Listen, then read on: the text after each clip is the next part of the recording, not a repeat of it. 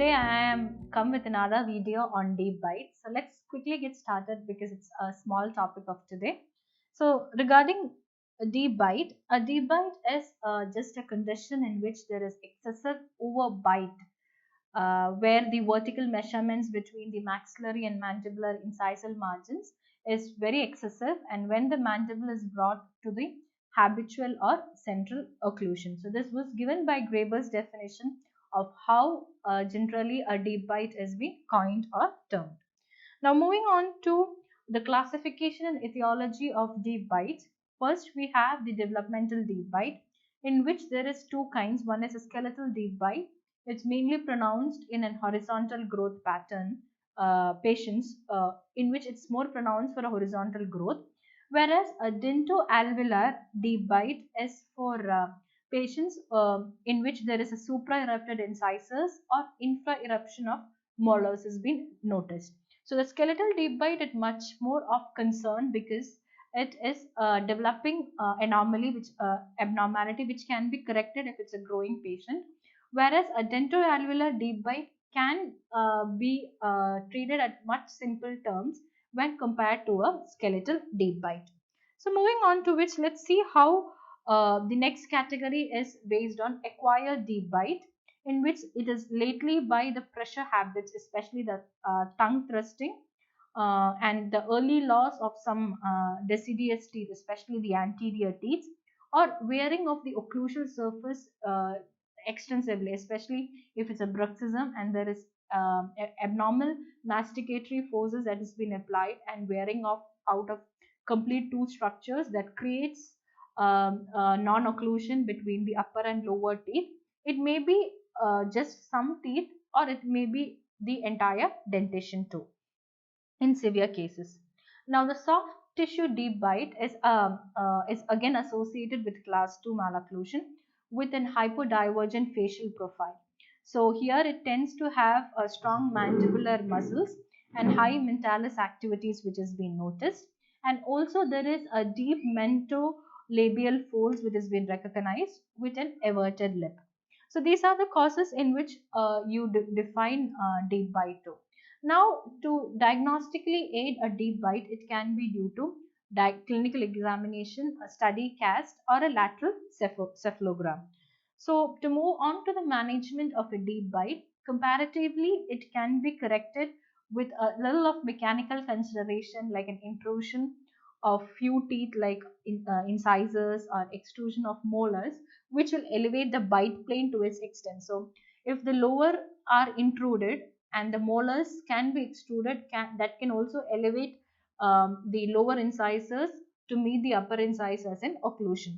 And also the consideration is much more for the growing individuals, and also the considerations in non-growing patients are mainly related to the skeletal aspects, and also the aesthetic concerns of the patients, especially the adults and the growing adolescents, has to be taken and addressed seriously.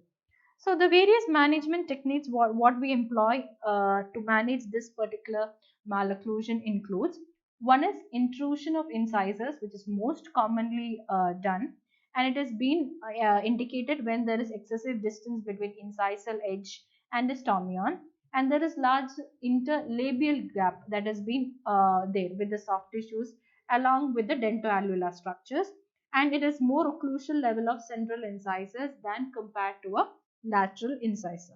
So the methods to intrude incisors could be using of a continuous arches, the segmental techniques, and adjacent appliances which augment or which is an adjunct which is used, could be your headgears, especially the high pull headgears are being mostly targeted than the low pull headgears of cervical headgears.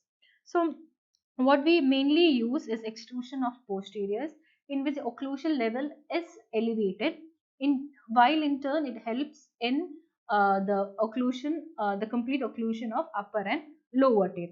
So if it's a 1 mm extrusion of posterior teeth, that causes 1.5 to 2.5 mm reduction in the incisor overlap, and it's indicated only when there is lower facial height, increased curve of speed, incisor display ranging from normal to minimum. Moving on to which, let's see how the proclination of incisors is to be decided.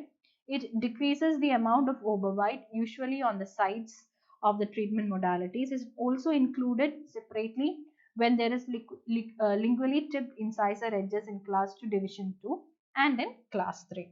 So these are the situations and the strategies that come up in managing a deep bite should be: first, the altering of the bracket height that has to be considered, in which the bite has to be opened using a bite plane, and leveling the dental arches equally, because if there is increased posterior bite plane, it need not it doesn't occlude anteriorly.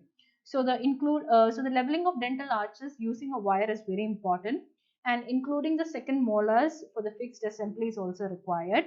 And it also gives giving the anterior bite plane, which opens up a little posterior bite plane, can also be considered. And using class 2 elastics is very effective in terms of an open bite, that it helps in the extrusion of either the incisors or the molar teeth. So that is how a deep bite is corrected using elastics. Now the other concern is the enhancement of posterior eruption, especially in growing children, and maintaining its height of posteriors.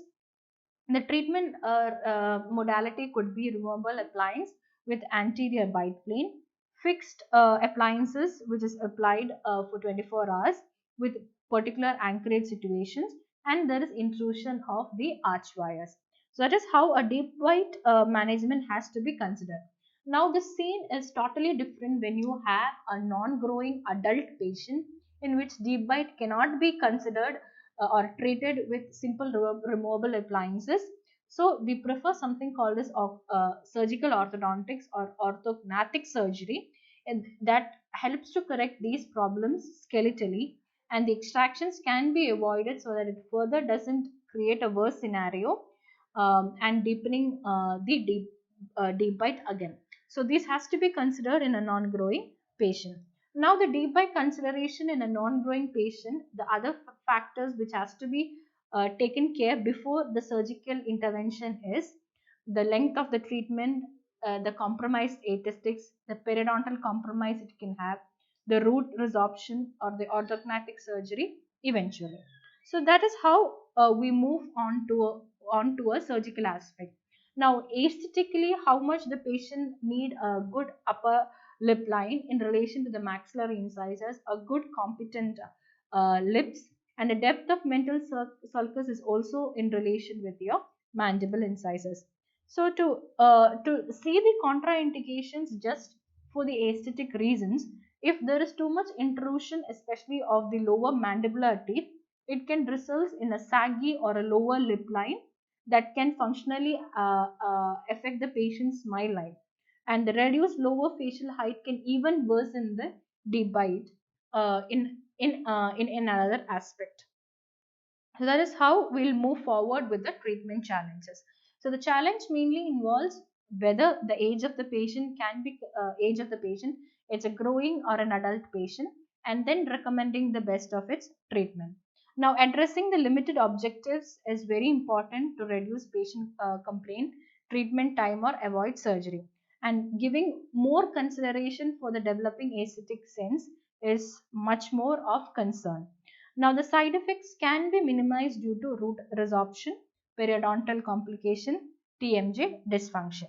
So that is how you further limit its limitations through the nature of occlusion, and also the compromised dental health due to poor oral hygiene, and also the mechanical limitations with difficult space closure, especially when there is an extraction spaces, which can also worsen the deep bite situations because of the extra space that has been created. So these situations has to be taken or addressed first before you address a deep bite. So deep bite is generally a complication of an existing malocclusion which is present, has to be created, than the deep bite as itself is not a complication. So the aspect of treating it with a growing individual and a non-growing individual is very apart, is miles apart, that we have to consider the best possible efforts being given to intercept and to elevate the particular problems. So, especially for a fully grown adult, the surgical aspect is considered to be the best option, but it shouldn't worsen the present condition by creating an extra extraction spaces, or if it is a vertical grower, if the patient has a vertical profile. Now the patient is a vertical grower, the deep bite has to be corrected in a different manner to keep in touch, to keep in order to maintain the aesthetic of the patient. So that's all for today with deep bite. Let's meet next time.